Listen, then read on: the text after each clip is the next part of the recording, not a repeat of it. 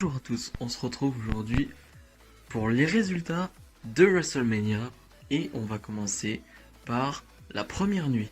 Avant de parler des matchs et tout ça, on va parler bien sûr du stage de WrestleMania. Voilà, c'est toujours quelque chose d'emblématique, de très visuel, de très beau. Et là forcément au Performance Center, et bah la WWE n'a vraiment pas fait d'effort. Voilà, j'aurais aimé, disons quelques objets par rapport le thème c'était un peu les pirates, on va dire. Voilà, j'aurais aimé, je sais pas, des maquettes de bateaux ou des trésors, quelque chose comme ça. Et non, zéro effort, vraiment un stage très basique d'un Raw ou d'un SmackDown. Voilà, j'en attendais pas un truc incroyable, mais disons que j'attendais un peu. Et voilà, je suis déçu déjà pour commencer le show. On va parler vite fait du match qu'il y a eu dans le kick-off. Voilà, c'était Drew Gulak face à Cesaro. Bon, c'était très court, il n'y a pas eu grand chose. Moi, je retiens juste le finish de Cesaro qui était très sympa. Voilà, il a fait tourner son adversaire sur ses épaules. Et c'était plutôt cool. Donc, victoire de Cesaro. Et voilà, rien à retenir, ce n'est qu'un kick-off. On débute le show avec un choix assez surprenant. Les Kabuki Warriors défendent leur titre tag face à Alexa Bliss et Nikki Cross. Je dis surprenant parce que ce match, je le voyais clairement en milieu de show, en pause pipi. Et je me suis dit, s'ils le mettent au début, le match a été enregistré, je me dis, c'est que ça doit être bon. Et le match est excellent. Ça dure une bonne quinzaine de minutes. Et je trouve le match excellent. Je trouve que tout est bon dedans. Je trouve que les Kabuki Warriors voilà, sont excellentes. Voilà, il y a une chimie entre les deux qui est parfaite. Avec Selbis, Nikki Cross, j'accroche moins ensemble. Voilà, j'ai un peu de mal, on va dire. Les deux ensemble, je trouve que ça matche pas très bien. En tout cas pour moi. Mais ouais, le match est bon. La fluidité, je vois des moves qu'Alexa Bliss sait catcher. Hein, voilà, non, pour ceux qui en doutaient, parce que je vois beaucoup de détracteurs Alexa Bliss. Alors oui, c'est pas Charlotte Flair, mais Alexa Bliss sait catcher, sait faire de bons matchs, parce que vraiment, ce match est bon.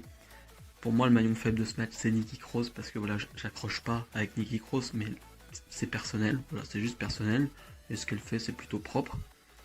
Et on a une fin de match qui s'enchaîne bien, avec des finishes, avec le Twisted Bliss de Alexa Bliss qui est bien placé, on a un spear de Kairi Sane, franchement ça s'enchaîne bien, et Alexa Bliss et Nikki Cross vont devenir les nouvelles championnes tag team. Et bah, de base, si vous me disiez Alexa Bliss et Nikki Cross nouvelle championne, j'aurais été déçu. En réfléchissant un peu, je me dis, si ça permet à Asuka et à Kairi Sane de revenir en solo, allez, je veux bien, allez, je l'accepte. Maintenant, je préférerais, allez, que les Kabuki Warriors conservent parce que je pense que c'est une feud qui va peut-être durer un petit peu. Je les vois pas les séparer tout de suite, malheureusement. Moi, c'est ce que je ferais. Voilà, je ferais un turn de Kairi Sane ou d'Asuka. Peu importe, mais voilà, c'est ce que je ferais. Mais en tout cas, très bon début de show. Baron Corbin doit faire face à Elias. Mais dans le kick-off, Baron Corbin nous a dit que voilà, Elias n'était sûrement pas à 100% pour ce match et n'allait sûrement pas se présenter. Mais finalement, Elias va venir avec une guitare et va directement frapper Baron Corbin. Le match va débuter ensuite.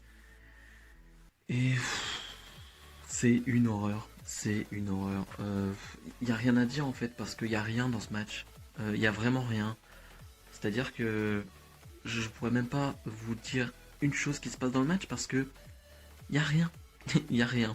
Alors tout ce qu'on va dire c'est que voilà, Elias va gagner avec un roll-up et c'est tout ce qu'il y a à retenir parce que c'était nul, c'était très très mauvais. Becky Lynch défend son titre face à Shayna Baszler.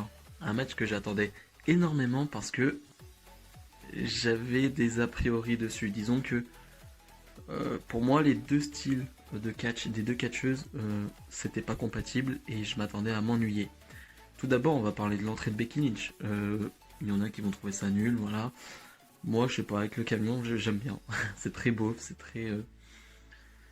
Ouais, c'est très beau, tout simplement. Mais, mais voilà, j'aime bien. Et puis, avec sa démarche derrière, sans son, sans bruit, j'ai trouvé ça très bien. Et le match, il y a 6-7 minutes. Et le match est bon. Le match est vraiment bon. Je trouve que on s'ennuie pas en fait. Il n'y a pas ce moment où avec Shayna Baszler, il y a le côté voilà, je vais dominer, mais c'est une domination très technique mais très brutale avec de la soumission qui peut paraître très longue par moment et ça te met des blancs dans un match. Voilà, beaucoup n'aiment pas. Mais là pour le coup, je n'ai pas de blanc dans le match.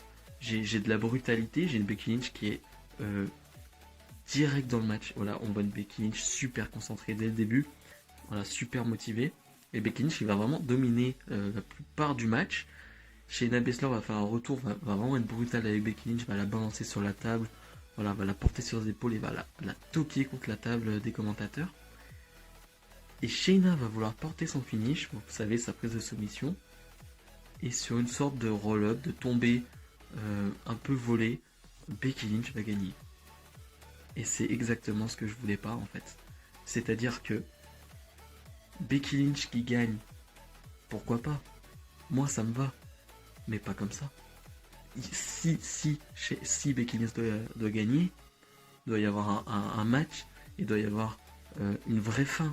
Pas ça, parce qu'on est à WrestleMania. Si tu me fais ça à un Raw, j'en ai rien à faire. Mais on est à WrestleMania, fais pas une fin comme ça. Surtout que Shayna, elle a frappé tout le monde, elle a défoncé tout le monde au Elimination Chamber. Et là, elle va perdre sur un petit paquet comme ça, sur... Je veux dire, elle est déjà morte, Shayna Baszler. Elle est déjà morte à ce moment-là. Parce que moi, j'avais pronostiqué une victoire de Shayna, parce que avec tout ce qu'ils avaient fait avant ça, une Shayna voilà, qui dominait, mais tu devais la faire, tu dois la faire gagner ce match. Et tu dois la montrer dominante. Mais là, c'est sûr et certain, ils vont nous faire un rematch. Mais on n'y croit plus en Shayna, c'est mort. Et surtout que, est-ce qu'on a envie de revoir un match entre les deux en termes purement catch, oui. Mais en termes de storyline, non, on l'a déjà eu. On l'a eu pendant 1 mois et demi, 2 mois. Voilà, la WWE, encore une fois, qui fait n'importe quoi sur un finish. Et c'est souvent la WWE, voilà, ils merdent sur les finishes. Parce que là, le match était bon. Et tu merdes à la fin. Et forcément, tu vas retenir que ça. Parce que le match, tu t'en fiches derrière. T'as que le résultat en tête. Et le résultat est mauvais. Et la façon dont c'est fait, c'est très mauvais. Sami Zayn défend son titre intercontinental face à Daniel Bryan. Voilà encore un match qui me hypait vraiment parce que, voilà, les deux sur le ring, on sait que ça peut aller très loin et que ça peut faire de très grandes choses. Moi, c'est ce que je voulais, c'était vraiment que ça aille loin, qu'on ait un match de 15-20 minutes, très technique, et voilà, que ça nous fasse rêver, parce que sur le papier, ça nous fait rêver. Et bah, c'est pas du tout ce qu'on a eu, tout simplement, parce que le match a déjà eu du mal à débuter, parce que Sami Zayn, on nous a mis le Sami Zayn qui ne voulait pas catcher, qui ne voulait pas aller sur le ring, qui voulait pas combattre contre Bryan. Donc à partir de ce moment-là, je me suis dit, ok, on est mal parti. Ensuite, Gulak était là et il s'est occupé de Nakamura et Cesaro. Je me dis, bon, allez, ok, maintenant ils sont partis, donc allez, on va pouvoir enfin avoir du catch. On a eu un peu de catch, c'était plutôt sympa ce qu'on a vu. Mais ça n'a pas duré longtemps parce qu'il va y avoir encore des interventions de Gulak avec Nakamura et Cesaro. Daniel Bryan qui va vouloir s'en mêler, qui va vouloir aider Gulak. Et qui va se faire avoir par Sami Zayn qui n'a rien fait du match et qui sort une prise et qui gagne le match. Et c'était vraiment l'opposé de ce que je voulais. C'était vraiment tout l'opposé de ce que je voulais. Quand tu as Sami Zayn et Daniel Bryan, tu peux pas te permettre de faire ça quand tu es la WWE. Parce qu'on connaît tous leur potentiel, on connaît tous ce qu'ils sont capables de faire sur le ring. Et tu peux pas te permettre de faire ça parce que ça nous frustre tous. Alors il y a de la bonne rage, hein, on va nous dire. Mais là non, c'est pas de la bonne rage parce que y a rien qui est bon dans le match. Y a rien, y a vraiment rien dans le match. Je parlais d'Alias Corbin qui a rien. Là y a rien, Sami Zayn ne fait rien. C'est Daniel Bryan qui catch. Voilà, mais Zayn ne fait rien et porte voilà, une sorte de finish sur la fin et gagne. Mais y a rien. Et franchement c'est hyper décevant. Et tu passes de 2 matchs décevants d'affilée, là ça commence à faire très mal. On était censé avoir un match tag team 2 contre 2 pour le titre SmackDown de Miz et Morrison avec les Usos et le New Day. Miz voilà, ne peut pas être présent, du coup ils ont tourné ça en 1 contre 1 contre 1 et le gagnant fait gagner son équipe. Alors c'est très bizarre sur le papier parce que un match en solo qui te fait gagner un titre par équipe, Voilà, assez douloureux tout simplement. Donc on va avoir Kofi Kingston face à John Morrison, face à Jimmy Uso en ladder match. Et franchement, là sur le papier aussi, tu te dis, il y a moyen d'avoir de très belles choses. Et là pour le coup, j'ai pas été déçu du tout. J'ai même pas été surpris, mais disons que voilà, je me suis dit peut-être que ça va être un peu dur. Peut-être qu'ils ont fait ça un peu à l'arrache sur le tard, au dernier moment. Donc du coup, il n'y aurait pas avoir de gros spots, pas avoir d'alchimie entre les trois. Mais il y a eu un vrai truc, tout simplement. Alors Jimmy, je le mettrais un peu en retrait par rapport aux deux autres. Mais Kofi et Morrison, ils ont vraiment sorti un match, mais vraiment de fou furieux. Vraiment de fou furieux. Morrison qui sort des spots. À la Morrison, il va marcher sur la corde tranquillement comme un funambule. Voilà, tranquille. Kofi qui va faire des sauts suicidaires avec des échelles. Vraiment, vraiment top. Et Jimmy qui n'a pas été mauvais, hein, mais qui juste voilà, a su être là au bon moment, à faire les bonnes choses. Mais je suis obligé de mettre les deux autres au-dessus parce qu'ils ont été tellement impressionnants. Maintenant, le ladder dans cette ambiance, c'est quand même, je pense que c'est l'une des pires stipulations.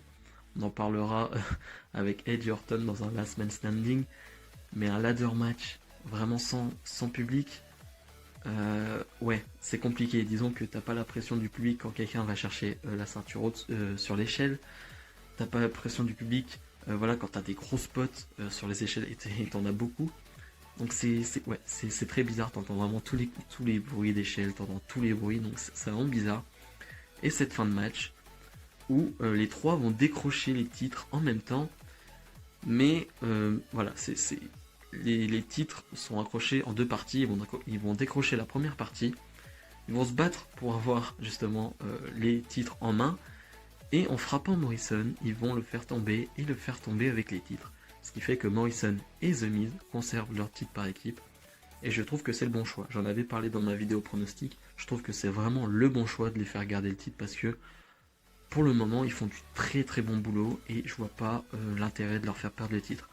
Et en plus, cette fin de match, ça permet de te dire c'est pas hyper clean, c'est pas hyper propre. Donc voilà, c'est pas un truc où Morrison a surdominé. Et je pense que voilà, ça donnera lieu à d'autres matchs entre ces trois équipes et sûrement un match vraiment entre ces trois équipes, ce qui peut être vraiment intéressant. Mais vraiment un très très bon match, un très très bon ladder match. Seth Rollins, le Messiah, face à Kevin Owens. Parlons tout d'abord de la tenue de Seth Rollins que j'ai trouvé juste magnifique. Voilà, il y en a qui se sont rappelés voilà, des heures de Rollins en blanc. Mais voilà, là ça faisait vraiment, je suis Jésus, tout simplement, faut le dire. Et ouais, j'ai trouvé ça vraiment magnifique. Et disons que ce match, j'étais pas impatient, mais disons que ça fait quand même 2-3 mois, j'ai l'impression que cette feud est en marche. Et ouais, il était temps qu'il y ait cette finalité, disons. Parce que on commençait à se lasser, alors, personnellement, en weekly, de la physicalité entre les deux et entre tout le groupe qu'il y a entre les deux, voilà, les Viking Raiders, voilà, IOP, Buddy Murphy. Mais je voulais voir ce match en 1 contre 1 parce que voilà, là aussi on est vraiment sur du top catcher, du haut niveau. Et vraiment le match est bon, le match est excellent. On a vraiment de bons spots. On a un Rollins, vraiment Rollins je l'ai trouvé au-dessus sur ce match. Rollins je l'ai trouvé très bon. Il va beaucoup parler, on va vraiment beaucoup entendre Rollins, il va vraiment beaucoup trash talker Owens. J'ai trouvé ça très bien parce que voilà, ça prend en compte le fait qu'on entend tout. Et là, tu vois que c'est vraiment fait exprès que Rollins parle autant pour qu'on l'entende. Et il va y avoir un moment où Rollins va déraper, il va vouloir être disqualifié. Il va donner un coup de cloche sur Owens. Il va se faire disqualifier. Et là, je me dis, mais ça ne va pas du tout dans le personnage de Rollins. Rollins est Messi, c'est le dieu. Il n'y a aucun rapport avec la traîtrise ou la lâcheté. Il n'y a aucun rapport avec ça. Là, c'est de la lâcheté. Et je comprends pas pourquoi ils ont fait ça, parce que vraiment le match était bon.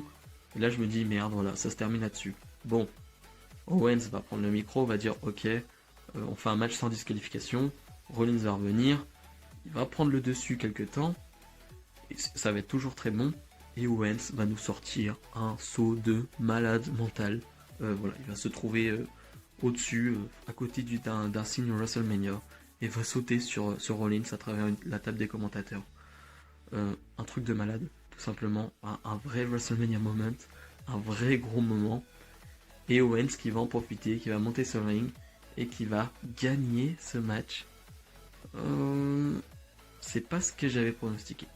Disons que pour moi, faire perdre Rollins, c'était risqué, le fait que Rollins perde en influence sur le public, parce que là vraiment les gens sont à fond avec Rollins, voilà, aiment le détester, c'est vraiment le but d'un heel, et j'ai peur que voilà, s'il commence à le faire perdre, alors j'espère que ça va pas une défaite qui va en enchaîner d'autres, mais j'ai peur que s'ils le font perdre, voilà, le public se dise ok bon bah, on s'en fiche, il perd tout le temps, donc pas d'intérêt. Et pour le coup je trouvais que faire perdre Owens, ça aurait pu peut-être pas remettre en question Owens, mais disons que voilà, en tant que babyface, le public peut se dire ah il perd, mais allez il a tout donné, en plus surtout avec ce saut et tout. Je pensais vraiment que après ce saut, Rollins allait prendre le dessus. Mais au final, le match était excellent et le problème, voilà, c'est juste ce truc du milieu avec la disqualification. S'il n'y a pas ça, vraiment c'est un excellent match de pay-per-view et il y aurait vraiment rien à redire. Goldberg défend son titre universal face à la surprise Braun Strowman. Voilà, ça devait être Roman Reigns qui devait être dans ce match justement. Mais voilà, on le sait tous, voilà, par mesure de sécurité, voilà, il a demandé à ne pas être là et c'est tout à fait normal. Et ils ont annoncé Braun Strowman dans le match, mais d'une manière, c'est-à-dire que c'était du pif, c'est-à-dire que c'était bon bah c'est Strowman, c'est lui, on a décidé c'est lui. Il y a rien, il y a rien pour expliquer le fait que ce soit Strowman qui remplace Reigns. Alors ça vient de nulle part. Et le match, le match, j'en rigole d'avance parce que c'est tout ce que je déteste en ce moment-là de WWE, c'est-à-dire le côté, bah c'est Goldberg, même avec Lesnar, ils le font de temps en temps, ils le font de plus en plus. Le côté, bon bah Spear, Spear, Spear, Spear, l'autre se relève, il porte son finish, allez, powerbomb Power Slam pardon, de Strowman, Strowman qui arrive à aller, ah non il reprend un Spear, c'est tout ce que je déteste. Et surtout que là, t'as même pas le public. Disons que sur les spears de Goldberg, au moins, alors je suis pas fan de Goldberg du tout, mais disons que sur les spears de Goldberg, t'as au moins le public qui réagit, tu vois, parce que c'est un spear de Goldberg, c'est quand même impressionnant. Mais là, t'as rien. Du coup, t'as juste un gars qui fait un spear au bout de 3 secondes, et tu te dis, mais où, mais d'où, en fait. Et Strowman, qui va réussir à se relever, qui va porter plusieurs Power Slam, alors je sais plus combien, parce que c'est pareil. Mais tout ça dure 3-4 minutes, je sais plus. Mais j'ai l'impression que c'était une éternité. Hein. Il y avait 35 spears, 35 power slam. Et Strowman qui va gagner. Et je le tweetais, je disais, mais Strowman, ça fait 2-3 ans qu'il tourne autour du titre. Jamais il l'a gagné. Il a jamais été proche de le gagner. Enfin, allez, un peu face à Lesnar. Mais là, il est même pas censé être dans le match. Il est même pas booké dans ce match. De base, on le rajoute à la dernière minute. Sans raison, sans argument, il n'y a rien. Et il gagne le putain de titre. Mais je pense que même, je me mets à sa place, je me dis, mais merde, là je gagne le titre. Enfin, je pense que même lui, la sensation elle doit pas être la même parce que c'est pas que t'as pas mérité, mais un peu quand même, t'as pas mérité d'être là. T'es là parce que Reigns a peur, enfin, et pas peur non, mais est malade en gros, et ne peut pas combattre. Et donc ça devait être un sentiment très bizarre. Maintenant, moi d'un autre côté, je suis quand même très content que Goldberg perde son titre. Est-ce que Strowman ça va durer?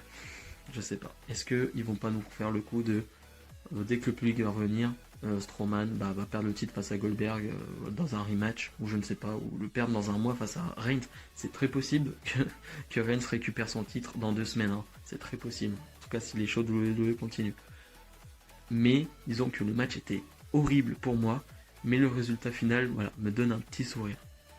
Et le main event de cette première nuit, AJ Styles contre l'Undertaker dans un Boneyard match. Alors je ne savais pas trop ce que c'était, je l'avais déjà dit. C'est un match en gros où tu dois enterrer l'autre, voilà, c'est ce que j'ai compris. Et on va débuter en fait, on va être à l'extérieur, voilà, c'est à l'extérieur, c'est pas sur un ring. Et on va voir, voilà, on va avoir une sorte de musique d'Undertaker, voilà, une ambiance très sombre, très dark. Et on va avoir un cercueil, voilà, on pense tous que c'était cœur dedans. Et non, c'est AJ Styles qui en sort tout sourire. Voilà, il nous a un peu trollé. Et on va avoir une musique très rock, très années 80-90. Et on va voir Undertaker qui arrive en American Badass, en moto, sur la route. J'ai trouvé ça incroyable. Déjà, au bout de 3 minutes, j'étais déjà dedans. Pour moi, c'était le meilleur truc de la décennie. C'était déjà le meilleur truc. Et là, on va avoir l'une des meilleures productions de la WWE de ces dernières années. Voilà, on critique beaucoup la WWE, moi le premier. Là, je l'ai déjà fait sur ce début de WrestleMania. Mais en termes de production, là, ils sont capables de nous faire des trucs horribles. Mais là, c'était du haut niveau. Alors, il va y avoir... En fait, c'est tellement compliqué à expliquer, mais AJ Styles et Undertaker vont se frapper un peu partout. Il va y avoir des objets, ils vont rentrer dans une sorte de grange, ils vont monter au-dessus de la grange. Il va y avoir Carl Anderson et Luke Gallows. Il va y avoir, je sais pas, des anges de la mort qui vont venir. Taker va les détruire un par un. C'est vraiment une ambiance, mais franchement, alors je regardais ça justement, du coup, à quoi 4 heures du matin, mais j'avais limite peur, hein. Bon, voilà, mais l'ambiance, ça te prenait, t'étais vraiment dedans, et je trouve que c'est vraiment dans ce moment-là où tu te dis je suis à fond dedans, c'est que voilà, c'est qu'ils ont réussi leur truc. Et et en fait c'était parfait. Parce que oui, c'était très kitsch par moment, oui, c'était très années 80, très nanardesque. C'était très cringe aussi, mais je sais pas, en fait j'ai juste aimé en fait. Et en fait, t'as que ça à dire parce que j'ai trouvé que les deux ont super bien joué leur rôle. Taker était parfait en American Badass comme ça, très arrogant, vraiment très arrogant, ouais, très je suis au-dessus de toi et c'est mon domaine, c'est mon territoire et c'est tout à fait vrai. Et J Styles va réussir à prendre le dessus à un moment donné grâce à Gallows et Anderson. Et Taker va nous faire un tour de magie, voilà, à la Taker et va se retrouver derrière Styles. Et voilà, et là c'est la fin de Styles, c'est-à-dire que voilà, Taker va l'enchaîner, va au début lui faire croire, non, ok, allez, je suis gentil, je te fais un câlin, je te fais pas tomber. Et il va le pousser quand même dans cette tombe, va prendre le tracteur. Alors il y avait ce tracteur depuis le début, Styles est monté dessus, Taker est monté dessus. Je me suis dit, ok, on est dans l'amour et dans le prêt, je comprenais pas, j'étais perdu. Et Taker va du coup recouvrir AJ Styles avec juste sa main qui dépasse là comme ça. Alors ça c'est très cheap aussi, mais j'adore, j'adore très clairement. Il va enlever voilà, une sorte de toile qu'il y avait sur la tombe et voilà, il va y avoir écrit AJ Styles 1977 2020 et en plus et Taker qui voilà il va faire un sorte de signe de la main, il va y avoir la grange qui prend feu, enfin avec le signe de Taker au milieu, mais c'était alors mais dit comme ça mais c'est très cheap et tout mais ça l'est hein. Mais putain mais qu'est-ce que j'ai kiffé là je parle vraiment là je suis en fan total hein. Là vraiment là il y a aucune analyse il y a aucun argument mais en fait c'était trop bien. Et Taker après qui repart sur une musique très rock aussi, avec sa moto. Allez, mais c'est bon, là j'étais dessus. Impossible de dormir derrière. Très clairement, impossible de dormir derrière. Alors, faudra prendre du recul et il faudra y repenser. Mais en termes de production, comme je disais, bah en fait je sais pas si AWF fait mieux ces dernières années.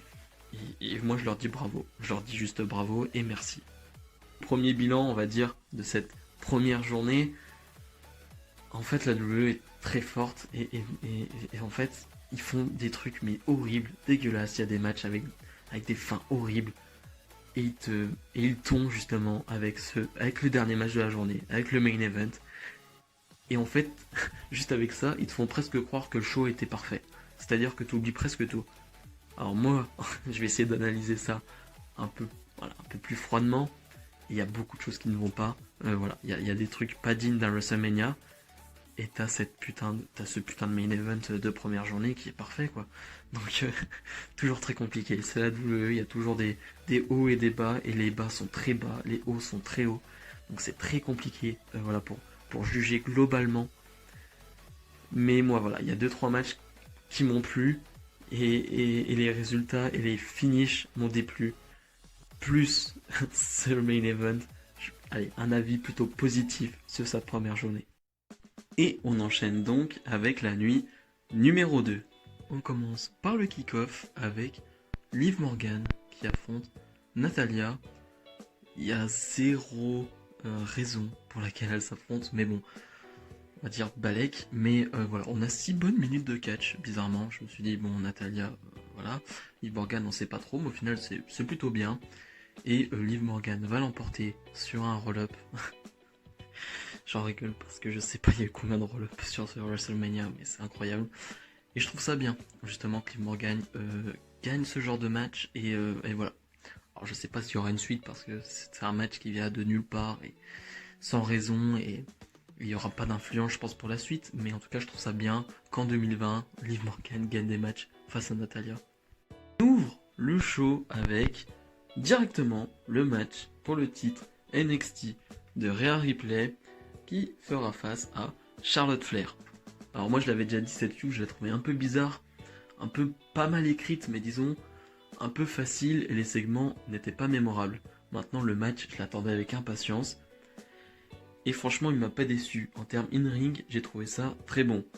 Alors, j'ai vu beaucoup de critiques dans le sens où, oui, elles ont beaucoup crié pendant le match. C'est vrai, c'est vrai, c'est vrai. Euh, mais j'ai pas trouvé ça mauvais en fait. J'ai trouvé ça bien. Ça montrait la brutalité justement dans le match et la violence avec laquelle elles se frappaient. Donc je trouvais ça vraiment très bien. J'ai bien aimé aussi le travail sur le genou de Rhea Ripley. Voilà, Charlotte a vraiment attaqué son genou et Rhea Ripley va vraiment bien le vendre pendant tout le match. Donc ça, j'ai trouvé ça très bien. J'aime bien quand ils le font dans les matchs. Voilà, s'attaquer à un membre et que ça empêche l'autre justement de s'en servir. Et voilà, ça a un vrai changement dans le match. Et voilà, j'apprécie quand c'est bien fait en tout cas.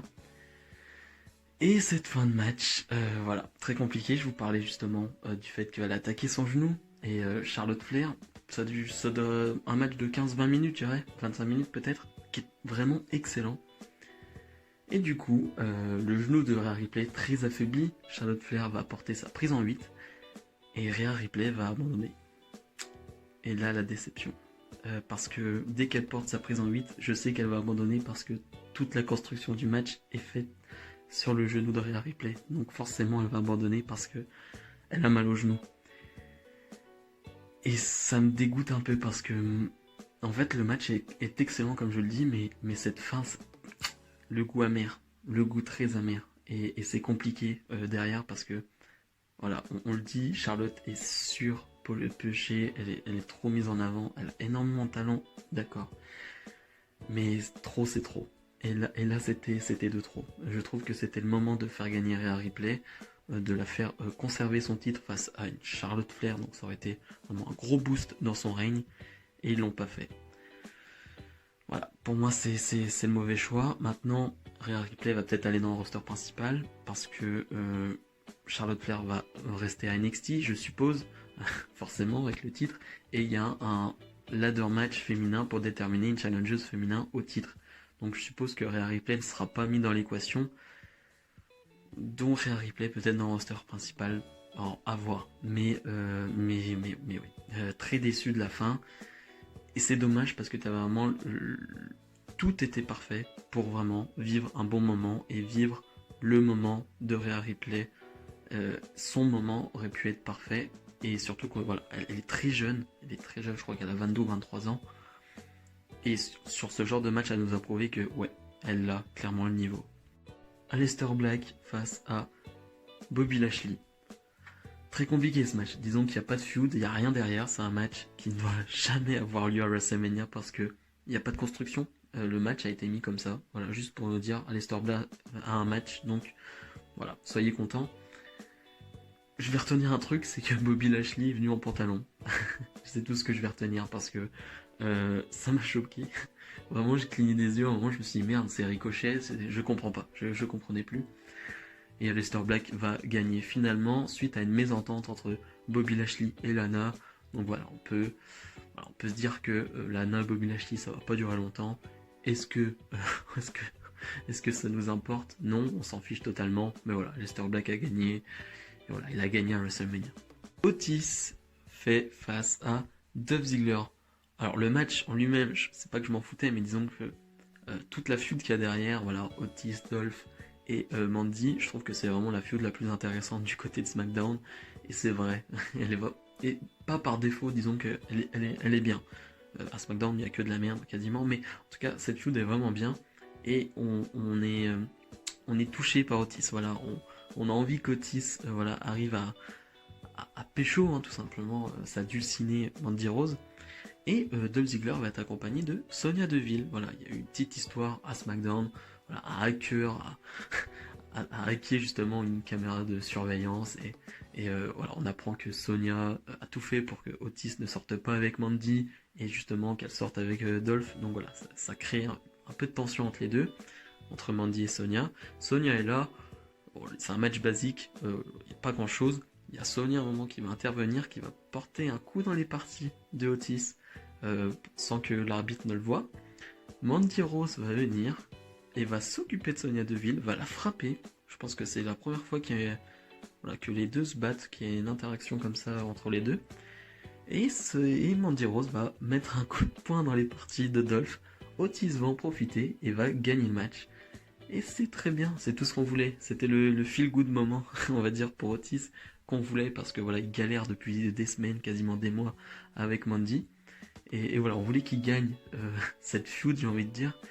Et après le match, euh, Otis va porter Mandy Rose et ils vont s'embrasser, tout simplement. Voilà, il faut le dire, ils vont s'embrasser. Et voilà, il y en a qui vont trouver ça gênant, et j'ai vu des choses sur Twitter, voilà. Mais moi, voilà, ça me fait plaisir pour Otis. Le gars, il pécho Mandy Rose. Félicitations, hein, juste Otis, bravo, et garde-la, hein. Enfin, essaye de la garder maintenant. Mais voilà, en tout cas, moi, j'ai bien apprécié ce moment. Edge contre Randy Orton dans un Last Man Standing. Oula, ce match, il a fait beaucoup parler. Alors tout d'abord, la feud, pour moi, était exécutée parfaitement. Voilà, il y avait tout, on était investis. Personnellement, les deux, on a été vraiment très très forts, parce que Randy Orton, voilà, a fait quelques promos en évoquant justement le côté où il est très ami Edge, il le considère comme un frère, et voilà, il y a cette trahison un peu derrière, une sorte de trahison, Edge qui ne le comprend pas, et tu sens qu'il y a vraiment une grosse tension entre les deux. Et donc dans un Last Man Standing, et là, c'est là où pour moi le plus gros problème du match, c'est que un Last Man Standing sans public, c'est compliqué. Je parlais du ladder match où c'était très compliqué, mais un Last Man Standing sans public, pour moi c'est peut-être la pire stipulation, parce que en fait, alors ils vont se promener partout, ils vont aller dans le performance center, ils vont aller en backstage, ils vont aller dans une salle justement dans la salle de musculation du performance center, et c'est pas si mal. Franchement, moi j'aime bien, mais le truc c'est que quand l'arbitre va décompter à chaque fois qu'ils sont seuls, mais t'as un blanc forcément parce qu'il y a personne, et il va compter one, two, mais tout seul. Et normalement le public justement accompagne, voilà, c'est l'arbitre. Et là, t'as un blanc. Mais hormis ça, je vais mettre ça de côté, parce que voilà, faut se mettre dans le contexte, faut se dire ok, ça y est, faut le prendre. C'est dans le package, il faut le prendre. Maintenant, j'ai vraiment une chose à reprocher au match. Pas comme j'ai vu des gens sur Twitter reprocher un tas de choses au match. J'ai une chose à reprocher au match, c'est qu'il est 10-15 minutes trop long. Voilà. Disons que c'est vraiment une brawl, c'est vraiment une bagarre de rue, t'as pas ce qu'on envie de dire. Parce que voilà, tu vas pas avoir énormément de prises, tu vas avoir des DDT portés par Orton, tu vas avoir forcément la scène du début où Orton se fait attendre, il y a sa musique qui retentit, mais il se fait attendre, et il est déguisé, il n'est pas déguisé, mais disons il est grimé presque, il est en civil, Orton, et il va porter un RKO, et il va en porter un deuxième après, pour surprendre Edge, mais ça ne va pas suffire. Mais, mais l'ambiance est très spéciale en plus, parce que forcément il y a cette non-ambiance justement. Mais je trouve que Orton et Edge ont réussi à nous investir émotionnellement dedans. Il y a les expressions de visage de Edge qui sont incroyables. Même de Orton qui va... Je parlais de Seth Rollins par exemple, qui avait beaucoup parlé dans le match avec Owens. Là je trouve que Orton va avoir ce même rôle, c'est-à-dire d'être dans la tête de Edge, on va l'entendre vraiment. Des fois il va être limite, il va lui chuchoter des trucs dans l'oreille. Et j'ai vraiment bien aimé ce côté-là. Et c'est là que j'ai pas aimé les réactions des gens sur Twitter, c'est-à-dire que oui, le match était trop long, je l'ai déjà dit. Oui, c'était lent, mais les gars, c'est Edge contre Orton dans un Last Man Standing. c'est pas Kenny Omega face à Seth Rollins, je ne sais pas. Euh, Enfin, les gars, on parle de Orton. Orton, c'est son style depuis 20 ans. On est en 2020 quand même. Orton, il a débuté en 2002. Vous devriez quand même connaître le style de Randy Orton. Je veux dire, Orton, et en plus, même avec ce style, il a été capable de sortir de très grands matchs. Parce que Orton est très bon en storytelling, comme Edge. Edge n'est pas le plus grand catcheur de tous les temps, mais en storytelling, les deux sont très bons. Et là, en termes de storytelling, tout était bon pour moi. C'était vraiment bon. Et c'est là le point que je vais accentuer parce que j'ai vu peu de gens en parler, mais la fin de match où voilà, ils vont se retrouver dans un camion, enfin au-dessus d'un camion, il va y avoir une spire, il va y avoir un RKO d'Orton, et Edge va réussir à prendre le dessus, et Orton va se retrouver au sol, et l'arbitre va arriver à 8-9, et Edge va insulter l'arbitre, va lui dire non, arrête ton compte, avec une insulte, et et là, tu vois la tête de Edge qui est partie. Hein, tout simplement, c'est plus Edge, c'est un psychopathe. Tu sens qu'il est en transe, il est complètement en transe. Et là, tu vois que voilà, c'est un vrai acteur, Edge. Et il va nous faire le coup du concerto, voilà, sur la tête de Orton. Et Edge va gagner ce match en étant en transe, mis en pleurs. Enfin, vraiment un sentiment très bizarre. Et du coup, ce match se termine et je vais sur les réseaux sociaux et je vois des avis hyper mitigés, mais pas mitigé, c'est-à-dire c'était bien, mais il y avait des trucs qui n'allaient pas. C'était vraiment mitigé dans le sens, soit t'avais des gens qui disaient c'est de la merde, et ça je peux pas, je peux pas l'accepter dans le sens où il y a eu un produit qui était certes trop long, mais faut quand même nuancer tes propos, faut quand même essayer d'argumenter derrière, et c'est toujours le problème de Twitter, hein, j'ai envie de dire, mais c'est compliqué d'argumenter, de parler avec certaines personnes. Et t'en avais qui disaient oui c'est un chef-d'œuvre. Alors voilà, on va nuancer.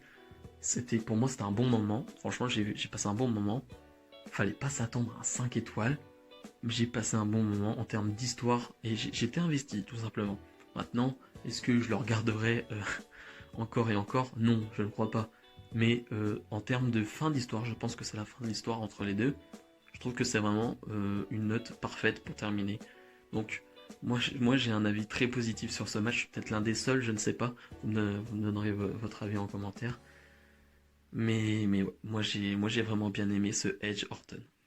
Les Street Profits défendent leur titre tag de Raw face à Austin Theory, voilà le nouveau arrivant du côté de Raw, qui va vite repartir du côté de NXT je pense, et Angel Garza qui est pour moi excellent et qui est parfait depuis qu'il est à Raw.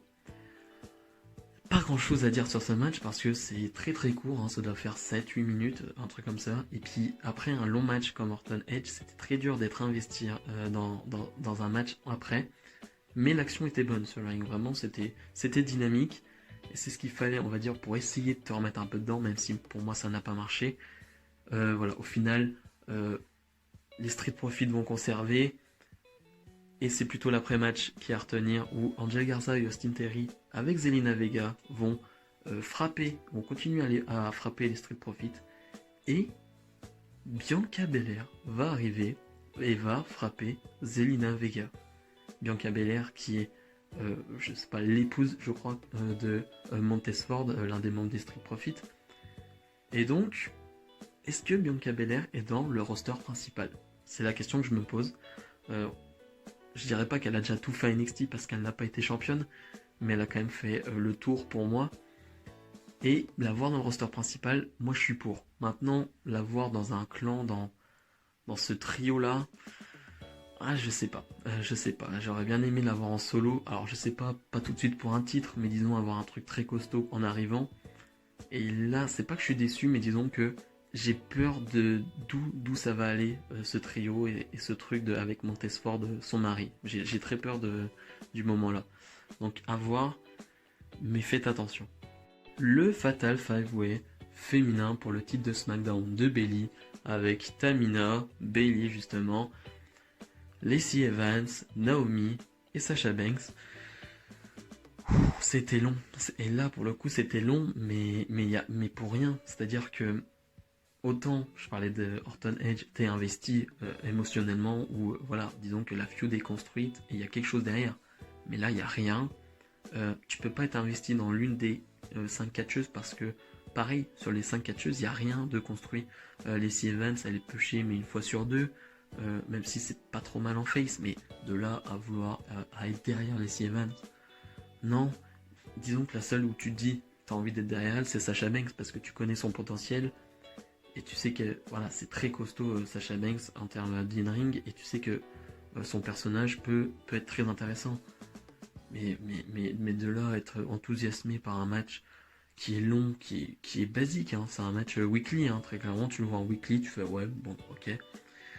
Les seuls points où on pouvait voilà, s'interroger, c'était sur le fait que est-ce que Sasha Banks va trahir Bayley? Non, ça n'est pas arrivé, Sasha Banks n'a pas trahi Bayley. Voilà, il y aura un petit moment où Bayley va donner un coup à Sasha Banks sans faire exprès. Sasha Banks va être un peu énervé et à cause de ça va se faire éliminer. Et on va terminer sur un duo Lacey Evans-Bayley. Et Sasha Banks, qui était encore resté en dehors du ring, va aider Bayley et Bayley va conserver son titre. Donc le match n'a servi strictement à rien. Il y a juste après le match, voilà, Sasha Banks il va encore regarder le titre et qui va s'en aller sans Bayley. Et ça nous tease un peu le truc. Mais si c'est juste pour nous faire une histoire de Sasha Bayley, Sasha qui n'est pas contente parce que voilà, à un moment sans faire exprès, Bayley l'a frappé et donc là, ça doit partir sur une feud. Non, bah non, je veux quelque chose de plus poussé quand même derrière. Je veux une frustration de Sasha Banks, je veux quelque chose. Mais dans tous les cas, voilà, c'était vraiment pas terrible et ouais. En tout cas, j'ai pas passé un très bon moment. John Cena fait face à Bray Wyatt dans un Funhouse match. C'est hyper compliqué de parler de ce match entre guillemets, voilà, parce que c'est plus un segment, un angle qui va terminer sur une sorte de match, mais pas vraiment. Dans tous les cas, tout ce que je peux dire, c'est que Bray Wyatt est un putain de génie. John Cena a été excellent aussi, mais toute la production derrière, je parlais de la production aussi sur le match Undertaker Styles, mais là c'est du haut niveau aussi.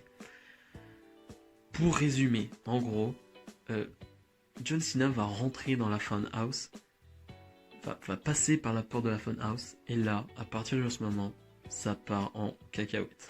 C'est-à-dire qu'on va avoir Cena qui va revenir en Ruthless Aggression, comme en 2002 quand il est arrivé face à Angle, Bray Wyatt qui va faire Kurt Angle, qui va imiter Kurt Angle, voilà, ils vont reproduire exactement le même segment, sauf que Bray Wyatt va éviter à chaque fois le coup de poing de Cena, c'est hilarant, franchement c'est très très drôle. Et, et Bray Wyatt, j'en rigole parce que franchement je trouve ça énorme. Et Bray Wyatt qui va nous sortir You can look but you can touch. Voilà, on a la référence, en tout cas si vous ne l'avez pas c'est très grave. Mais en tout cas, mais j'étais mort de rire, j'en pouvais plus. Je me disais, c'était ça au bout de 3-4 minutes, je me suis dit mais où ils vont aller? Et après il y a trop de références, et je pourrais même pas toutes les dire parce que je suis sûr que je les ai pas toutes et je suis sûr qu'il y en a encore, mais presque une centaine quasiment, tellement ça va loin, tellement le match, le segment est poussé hyper loin. Il y a des détails, mais ils sont fous. Il y a vraiment des choses, je veux dire, tu sens que ça a été hyper travaillé, que Cena et Wyatt travaillent super bien ensemble, que ça s'entend bien, parce que pour faire des trucs comme ça, il faut vraiment bien s'entendre, et voilà, avoir une chimie entre les deux.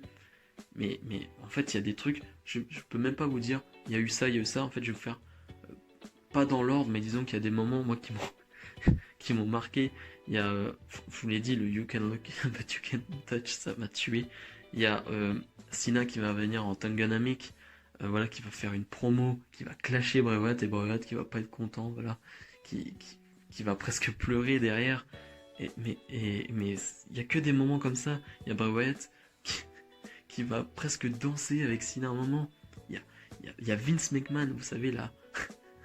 La poupée ou la marionnette Vince McMahon qui va commenter des matchs quand Bray et Cena vont se retrouver dans les années 90-80 en étant la NWO. Enfin, ça va beaucoup trop loin. Et à un moment, ça m'a fait presque mal à la tête. J'étais en mode putain, merde, faut que je retienne ça, faut que je regarde ça. Merde, il y avait ça à gauche, il y avait ça. Il y avait trop de trucs. Mais c'était fantastique. C'était vraiment fantastique. Qu'est-ce que je peux vous redire encore? Ils nous ont refait un peu le moment, voilà, à WrestleMania il y a 6 ans entre Bray Wyatt et Cena avec la chaise. Et là, Cena essaye de donner un grand coup de chaise à Bray Wyatt, mais Bray Wyatt disparaît. Enfin voilà, Ça va trop loin, il y a Vince McMahon qui dit It's such a good shit. Alors j'étais mort, j'étais juste mort aussi, j'en pouvais plus. On a aussi, alors ça j'ai trouvé ça intéressant, on a une petite vidéo package aussi où on voit toutes les défaites de Cena, on voit CM Punk dans les vidéos. Ouais, moi je dis ça, je dis rien, mais on voit CM Punk en tout cas. Donc intéressant. Et on finit avec un Cena qui commence à s'énerver, disons un Cena qui commence à être plus dans le virtuel. Là on était vraiment sur un Cena, c'était plus lui, tu vois, c'était même plus, on était même plus dans sa tête ou je sais pas quoi, ou dans la tête, on était presque dans la tête de Wyatt, tout simplement, on était dans la tête de Wyatt. Et c'était pas réellement Cena. Et là Cena va se reprendre un moment, il va vouloir frapper Wyatt, mais il va frapper Husky le cochon. Ça me tue, enfin ça me tue. Il va frapper une marionnette pendant 30 secondes. Enfin, et le Fiend va se retrouver derrière Cena. Il fait peur hein, quand même. À 4h du matin, quand t'as le Fiend qui est derrière, qui est dans la télé comme ça, ouais, tu fais pas le malin, mais et le Fiend qui va enchaîner Cena et qui va lui faire le Mandible Claw, pardon, et Bray Wyatt, le Bray Wyatt de la Funhouse, va faire le tomber et victoire de Bray Wyatt. Alors c'est très long à chroniquer, mais franchement je vais essayer, pourquoi pas d'en faire une vidéo, de me remettre tous les moments de ce segment, de cet angle, parce que comme je vous l'ai dit, il y en a trop, et je pense qu'il y en a énormément qui sont hyper intéressants, mais que je n'ai pas, ou que je n'ai pas vu tout simplement. Donc voilà, dans tous les cas, c'était un truc à voir, c'est un truc à voir, c'est un truc à absolument voir. Parce que là, je pense je parlais d'Undertaker Style, c'est un des meilleurs moments en termes de production de la WWE de ces dernières années. Et là, on est sur la même chose. C'est vraiment un truc qu'il faut absolument voir. Et on finit donc par le main event de ces 2 jours. Drew McIntyre fait face à Brock Lesnar pour le titre. C'était compliqué parce que on sortait justement de ce match Funhouse et je pense qu'on n'avait pas tous la tête à ça et je pense que c'est dommage parce que Drew McIntyre méritait ça. Parce que voilà, on connaît l'histoire de Drew McIntyre, je trouve que la feud était plutôt pas mal avec Brock Lesnar. Les deux ont pris un peu l'ascendant à certains moments et Drew McIntyre paraissait hyper crédible. Maintenant le match en lui-même, bah c'est tout ce que j'aime pas. C'est un Goldberg Strowman bis. C'est exactement ça. Va y avoir des finishes à foison, va y avoir que ça. Et j'aime pas ça. Il y a un moment en tout cas qui m'a marqué et qui a un peu popé on va dire. Et je pense qu'avec le public ça aurait pu bien popper. C'est quand McIntyre se relève du F5 sur le compte de 1. Là j'étais, ah ouais, d'accord, ouais, costaud. Mais sinon, c'est pas déplaisant à voir, mais c'est pas ce que je veux en fait. C'est un peu chiant parce que tu te dis, il y a moyen de mieux faire quand même. Peut-être à Drew McIntyre et Brock Lesnar. Alors, un match court, mais tu peux faire un match court de 7-8 minutes, mais sans faire 8 finishes de chaque côté. C'est possible, je pense. Au final, Drew McIntyre va porter énormément de Claymore et va finir par gagner ce match et donc gagner le titre. Drew McIntyre est champion du monde. Voilà. Moi, juste quand je dis ça, j'ai oublié le match. Voilà, j'ai déjà tout oublié. Je retiens juste que McIntyre est champion du monde. Et j'aime pas trop cette expression, mais c'est mérité. C'est mérité parce que ce gars a un tel talent, un tel charisme et bon micro. Enfin, il a tout, en tout cas, pour être là ou l'une des top stars de la WWE. Donc je pense que c'est vraiment le bon choix. C'est le bon moment aussi, parce que s'il aurait perdu, alors oui, certes c'est à huis clos et tout, mais s'il aurait perdu, McIntyre aurait perdu de son intérêt. Quoi qu'on en dise, il aurait perdu de son intérêt. Parce que perdre contre Brock Lesnar, alors que depuis des semaines tu es fort face à Lesnar, voilà, ça l'aurait mis mal. Mais dans tous les cas, McIntyre est champion, tu finis ce WrestleMania, je trouve, sur une bonne note. Et ça fait du bien, parce que ce WrestleMania a été compliqué. Il y a eu des hauts, il y a eu des bas, et comme toujours, je le dis toujours, les hauts sont très hauts, les bas sont très bas. Je vais faire un bilan. Le bilan, comme je dis, c'est dur. Parce que En tête, bien sûr, on va avoir les deux presque chefs-d'œuvre, j'ai envie de dire, Undertaker face à Styles et euh, Bray Wyatt face à Cena. Et les deux là, ce ne sont pas des matchs in-ring, ce ne sont pas des matchs classiques. Donc déjà, ça pose un problème. Tu te dis, c'est problématique si dans les matchs favoris de ce WrestleMania, ce ne sont pas des matchs réels, oui réels, vraiment, in-ring.